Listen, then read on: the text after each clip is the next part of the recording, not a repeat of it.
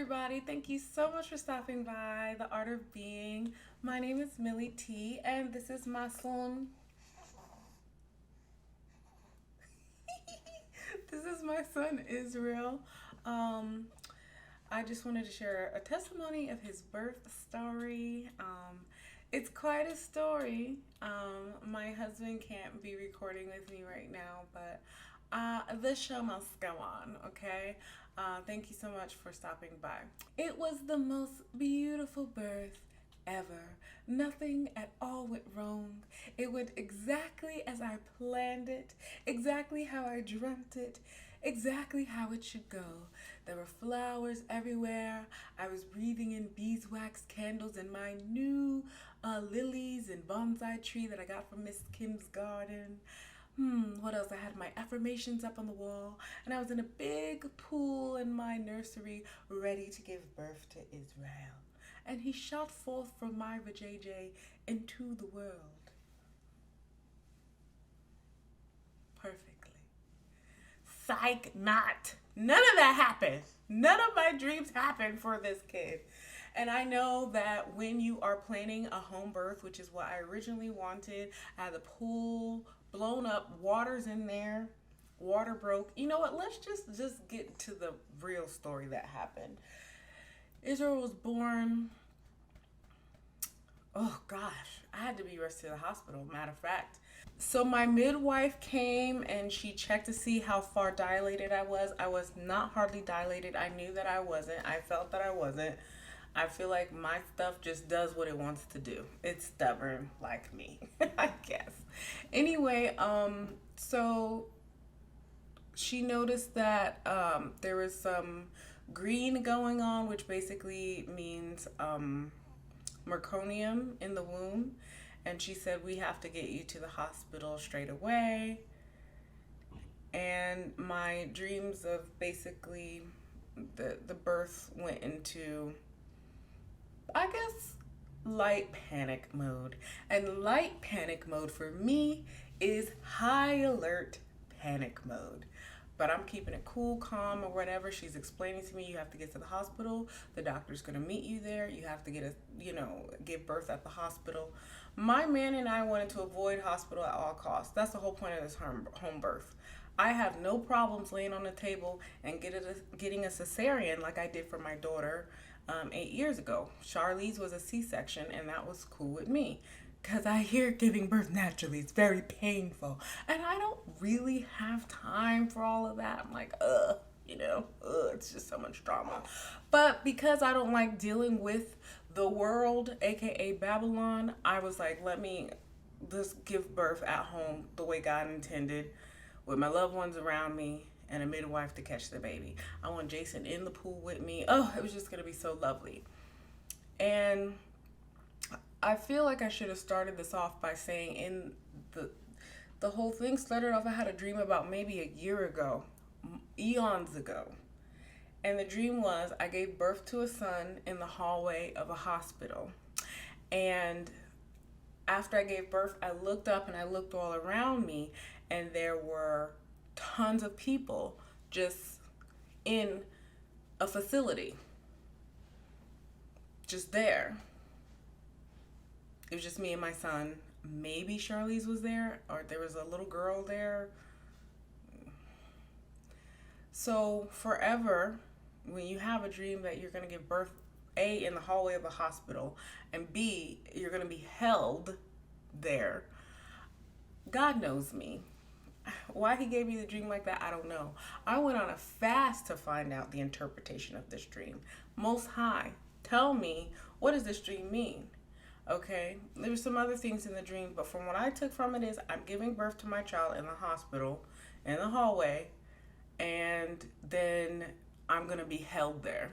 Birth date comes, and fast forward to where I began. The midwife said, no, you're not going to have this baby at home. You need to get to the hospital now.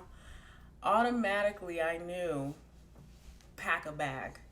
Because in that dream about having my son at the hospital, it was like the interpretation was pack a bag, you're going to be held somewhere.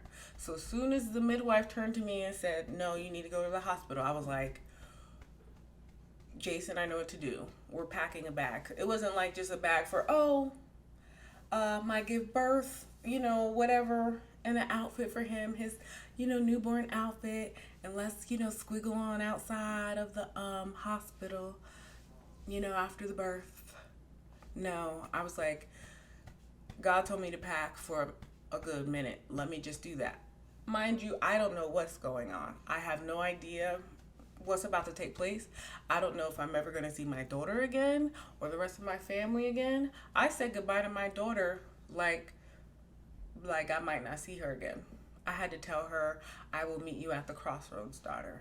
And I hated saying that to her, but I didn't know what was about to take place. I didn't know if I was about to be separated from my child and be held in some Babylonian restraints, the hospitals, and they're just not letting you out because you're not testing for COVID, this, that, and the other, and we're gonna do this and that. Basically, I don't trust hospitals at this point any longer. So I'm packing like I don't know what's about to take place.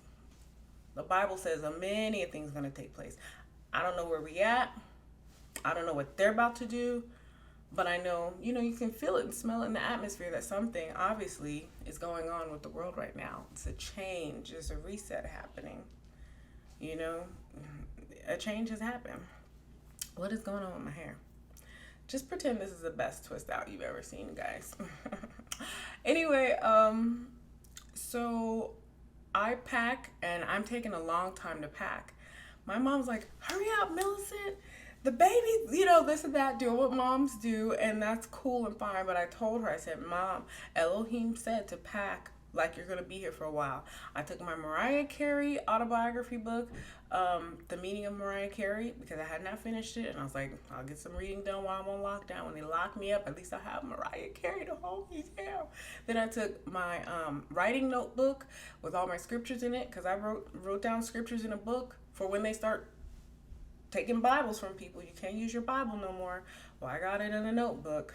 I took several clothes for myself. I took several clothes for my child. I took food. And I mean like picnic food. Like a lot of food. And my mom's like, what is going on? What are you doing? And I'm like, I took toothbrush. I took toothpaste. I'm thinking like I'm going to jail. And this is what I can take. This is it. This is all I can carry with me. My husband and I filled 2 backpacks up with blankets, change of clothes, socks, hats, everything for him for days. And same thing for me for days, because I'm about to go into the arms of Babylon. And this is what I'm saying. The arms of Babylon is a hospital. What did Morpheus say on the Matrix, y'all? He was like, there are good people out there, but they're still in the system. And let me tell you why very soon. So we get to the hospital. The birth story is a hot, fiery mess. But it was a cesarean. My son had a cord wrapped around his throat 3 times, and he had meconium in the womb, and it was just some stuff going on. They're prepping me. I'm getting cleaned up in my back. They're about to put the epidural in me. I mean, seconds to stick in me. They're like, here, sign this. I read. Okay, I read when they give me papers. Mind you, I've been given drugs already been given all kinds of whatever. They're ready to put me down and everything and numb my body so I can have the cesarean. I hold them up again for this other piece of paperwork that they give to me, because it says, can we COVID test your child after he's born? I was like, no, I don't think so, but let me double check with my husband. This is me already knowing the husband is not even trying to have it. It's not going to happen. They're like, but he's not allowed in this room right now. He's not allowed till later. I'm like, I'm not signing this paper unless I first talk with my husband. The hospital's got to find this dude now. They got to track him down. They finally get a hold of him, get him like with scrubs, cover his beard and everything. He could come into the room, whatnot. And they're asking him to COVID test this little baby, stick something up into his nostrils and test him. No. My answer is no. His answer is no. And the surgeons, they're just there waiting. They got the surgery hands up like waiting. And then you have people waiting to take care of the baby. Once he gets out, they gotta wash him, clean him, stuff like that. And they were there in case of an emergency as well for the baby because they didn't know what to expect because we didn't know what was going on in that womb except for he had some meconium going on. We didn't know about the cords being wrapped around his throat.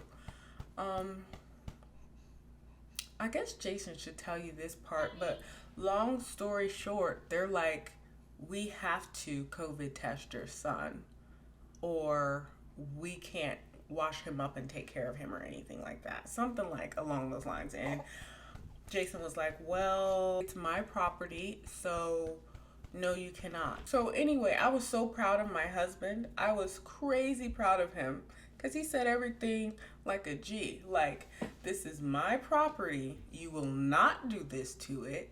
I will take it. They were like, well, what if there's an emergency happening and we have to do something with him? He's like, I'll take him out to the car myself and resuscitate him if that's the case. Like, don't stick anything up this kid's nose. You have no reason to do that. Anyway, so he shut that all the way down. They were like, well, we'll stay in the room anyway just in case. We're like, yeah, we know you love your job. Do your job. Don't worry about nothing else. Anyway, so maybe that part Jason has to fill in himself, but I was so happy. I mean, the anesthesiologist is like, Millicent, don't move, okay? Because we got you all cleaned up back here. And I'm just like, be quiet. Let me listen to this situation. It was insane. Nobody in the room knew what to do and what this man was saying. I wish he was here to tell you guys that. Anyway, so then the doctors helped me give birth. I wanted to nurse him so bad when I saw him. He's so beautiful. So perfect. So thankful and grateful to God. I couldn't believe he was here. All right, stitch her up. Let's get you to your room. And, I'm nursing my son. And I have him for like the day or whatever. And then, and unfortunately, my son, when he nursed, he would like fall asleep after a while and would not finish nursing. And that made everyone really nervous because he was starting to be a little lethargic, kind of like, hey, Israel, you hear what's up? Turns out he had some low glycemia situation, something like that. Basically, he was on his own to fend for himself. And once he would get the natural goodness from me, he was so happy to get it that he would just pass out and fall asleep so he wouldn't nurse. I'm trying to think. Oh yeah, and because I had a cesarean, my body wasn't really giving a lot of milk because you're supposed to naturally give birth is what they say, help send signal to the body that the baby's free, give the baby all the nourishment it needs, yada yada yada. But the only thing I had was the what is it called? The carnium. It's the first bit of milk that comes. It's straight nutrients just for the kid, but it wasn't enough for him. He needed some more, and I only had so much. So he wasn't doing very well. I'm all stitched up. My husband's in the room. I got my baby in my arms. I hear knocks at the door. It's my bed nurse, and then a head NICU doctor, and then another NICU doctor. NICU is a newborn intensive care unit. And I feel like there were 4 people in the room, but 3 people were at us, and we recorded the whole entire conversation. It's on my phone, the whole thing.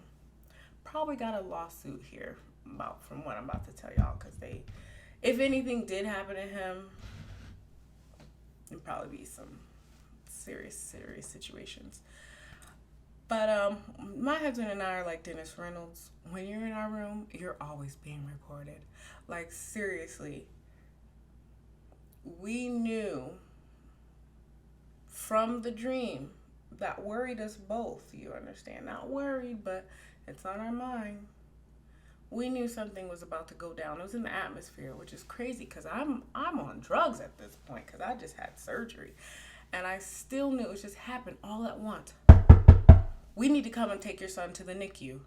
Cool. Let's go.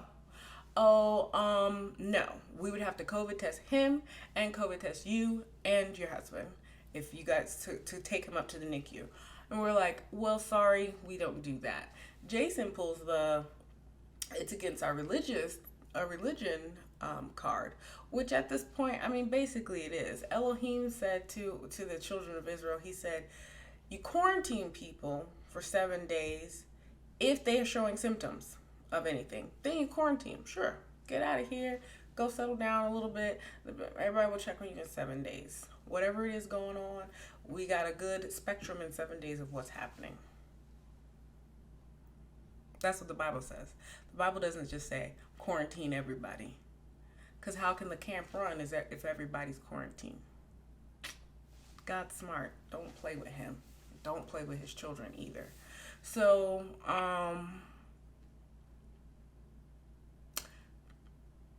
they were really there to take our son away from us. They weren't there to, let's treat him and let's see what the best thing that we can do for everyone. No, they're like, give us that baby. They kept repeating over and over, we need to take your son. And here's the deal.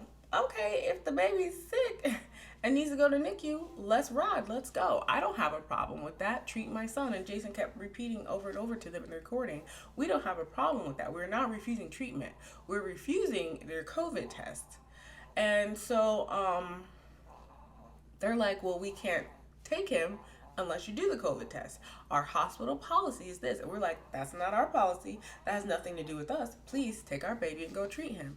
Well, they were getting mad because we were calm, cool, and collective because we understood. We already got our bags packed. You feel me? We already understand there's going to be some type of situation. I don't know what, but there's going to be some type of situation. I dreamt it. I foreseen it. Holy Spirit knew, we knew before you did that anything was going to go down. We knew that. So we were cool, calm, and collected. And I praise the Most High for that because it got to the point where they called in social services to get involved. The hospital's like, well, we're going to have to call social services, blah, blah, blah. I'm a little nervous, but I'm looking cool. And I'm like, go ahead, do whatever you need to do. We want you to treat our baby. And here's what's crazy to me. They said, we can't treat your child unless they take a COVID test. And I'm like, well, doesn't it take even longer? How long does it take for a COVID test to come back positive or negative? Is it super quick or is it hours? So you're going to wait hours instead of treating him and taking care of whatever he needs. You're going to test him first and then wait and see if he should get any treatment or not. And I just said this because the conversation was going on long enough. What happens if the child does test positive? Do you not have a room, a facility? The hospital, I'm sure, must have some kind of quarantined place. It is a hospital. Like, who cares if he has COVID or not? Treat him as if he does then, if that's the case. Because you're not sticking nothing up my child's nose. And you're not taking my child out of my sight. Because they just wanted to take him and go and treat him without me or Jason. This is my baby.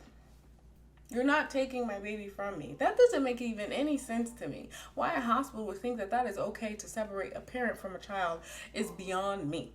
I don't care what's going on.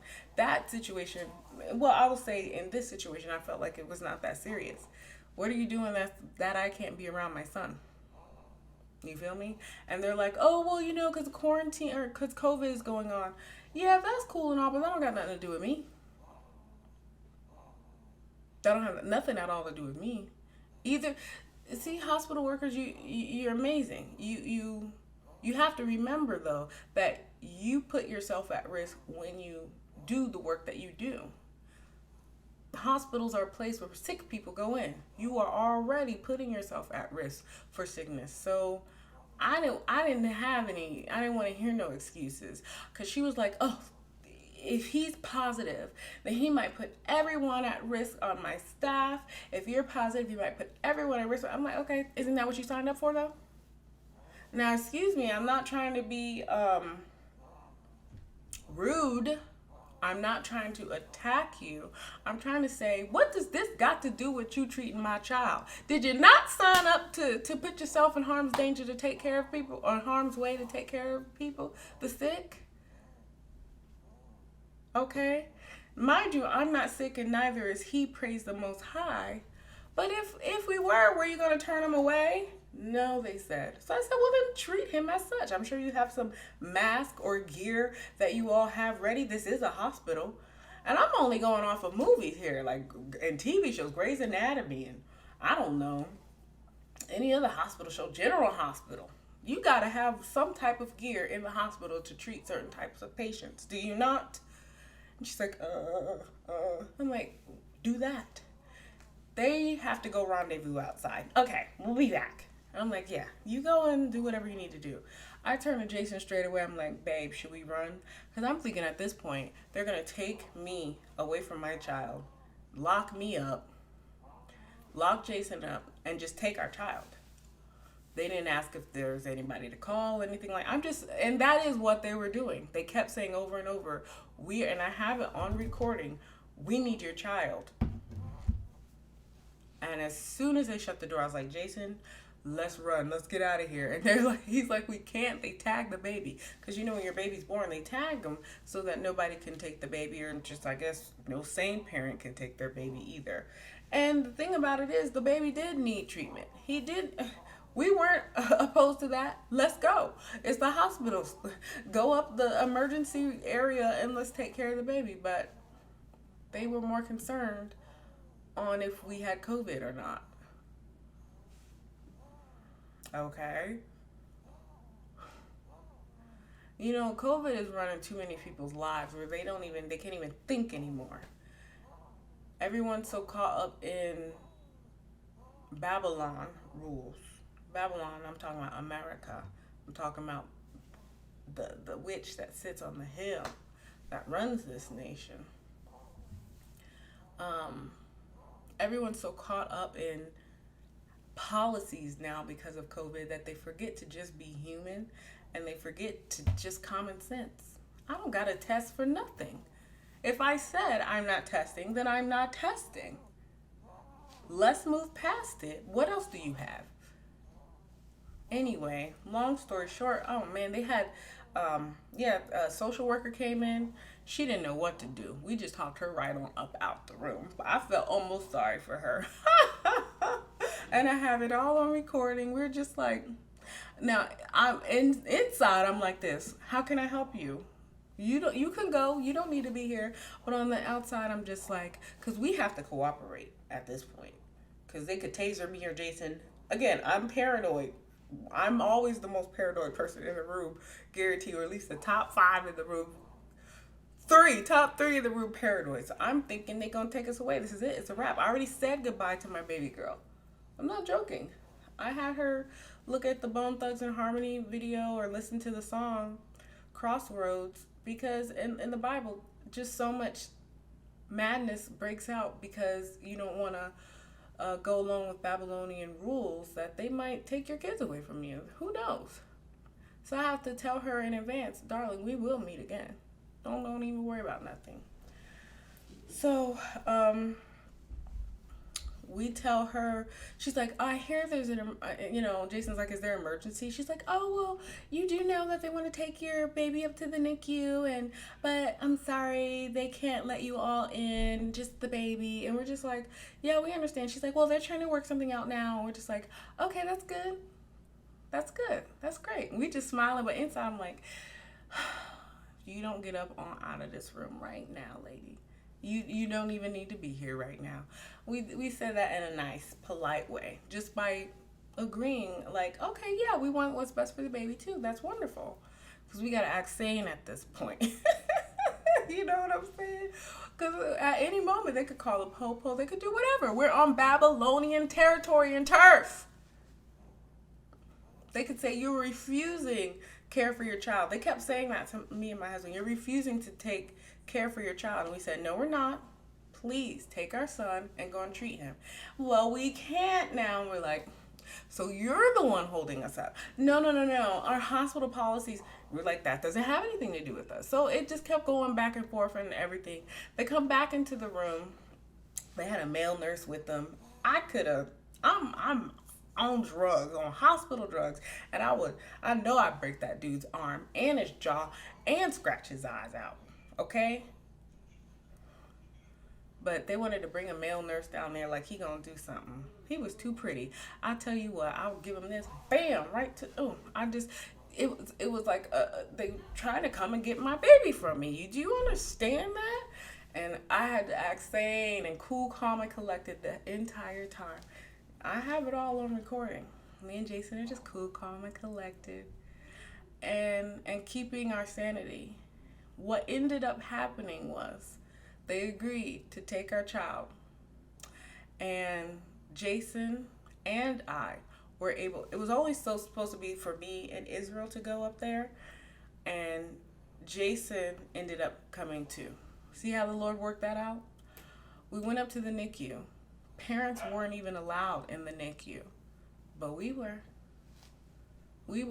Oh, they found this special quarantine room all of a sudden that they got. They had all this gear, the mask and the plexiglass, not plexiglass, but they're, plastic face mask, and they had different robes they had to put on and off as they came into the room, and throw every robe into the laundry bin as they left.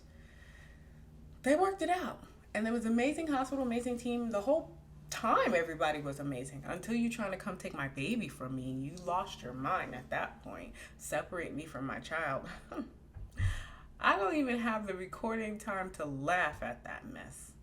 Yeah, I'm going to give you my brand new baby that I prayed for and I waited on forever about. Oh my gosh, let me calm down and get back to the testimony. Turned out they treated him. He had to be, laid up in the NICU. We ended up being there for about 4 days. So Elohim kept us. I didn't run out of clothes. Baby didn't run out of clothes. I don't remember what Jason wore. He looked good though. He was allowed to visit. He even slept in there overnight when nobody's supposed to do that. I slept in there overnight. No one is allowed to do that. I nursed him. I got to nurse him.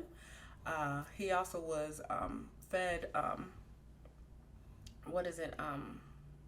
formula as well, just for his strength. Vitamins for me, and I guess more vitamins and strength from the formula. He was well taken care of. Jason and I could not wait to get up out of there. We could not wait to leave. But we felt like we were being held there.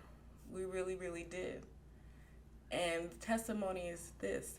In order for us not to snap, Elohim had to tell us beforehand, you will be here for some time. After you have your son. I didn't have him in the hallway of a hospital, but I guess it was just the fact that I had him so fast and so quick. And maybe in a way of just being cast to the side because you didn't want to cooperate and take tests, so you could just go over there, which wasn't the case. It was a cesarean, but I had my baby and I was being held in the dream. And after I had Israel, we were being held in the hospital. He's tagged. We can't snatch him and run, and he actually did need care. So we cooperated. But we felt like after a while, he's good to go. Let's get up out of here. But we had to wait. Every single drip, every single test that they ran on him, we had to wait. It was intense. Jason and I felt after a while that we were being suffocated, this, that, and the other. But the testimony is, God knew that this baby would have to be held in the hospital. And he knew that Jason and Millie is a little crazy. He knew that we would burn that whole hospital down. He knew that they would have to call the po-po on us for real, for real. It's like God's he woke up one day, oh, Millie's almost about to have her child. Send her a dream. Let her know that she needs to pack a lot after she has a child. Don't argue with me, Angel. Just go. Tell her. Send the dream. And I had the dream, and so I knew, fast forward to July 2021, that midwife turned to me and she said, You got to go to the hospital now. I knew straight away I was going to be there for some time because Elohim told me. So when Babylon came to say, we're here with some shenanigans, we're here to take your child and stick something up his nose and check for it and to see if we can treat him or not, or we'll take him away from you. It's all recorded. God was like, you good, Millie. You good. Calm down. You're just going to be here for a while. That's all. So we were able to be calm. Jason was talking on the phone with his mom, like telling her, like we didn't know what to do. Because I was like, let's just take the baby and run. He's like, I'm calling my mom because she was at a hotel around the corner. She had already met the baby and everything. But I tell you what, Elohim knows where his children are. He understands that we are in Babylon. That's the whole point of why Yeshua has to come and rescue us. He knows where we are. He knows everything that's going on. He knows how your mind thinks. He knows how my mind thinks. If God had not given me that dream to tell me that you're going to be here for a while, it's just going to be treatment. That's all. He's just going to be treated for a little bit and it's all good. If God did not tell me that,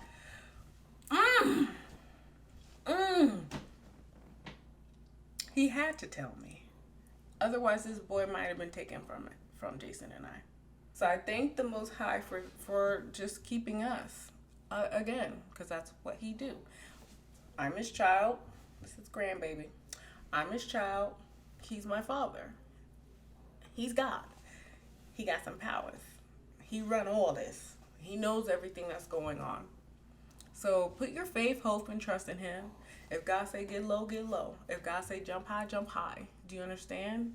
Anything that Elohim tells you or shows you, trust it. Trust it. Trust it. I'm happy the baby's here. He's fine. He's healthy. He's doing great. Plumper and fatter. He's nursing. Look at that. Oh, I love you so much. Let me see if y'all can get it better a little. I love him. He is just the cutest. I have a son. I like to say I right now, but we have a son. If Jason was in the room right now, I'd say we have a son, but I have a son. I can't even believe that. It's incredible. But his name means persevere with God and he will add on to you. And then his last name in its middle name is Judah, which means praise the Most High God. So praise the Lord. God has added on to us for persevering with him. And I hope that you continue to persevere with God as well.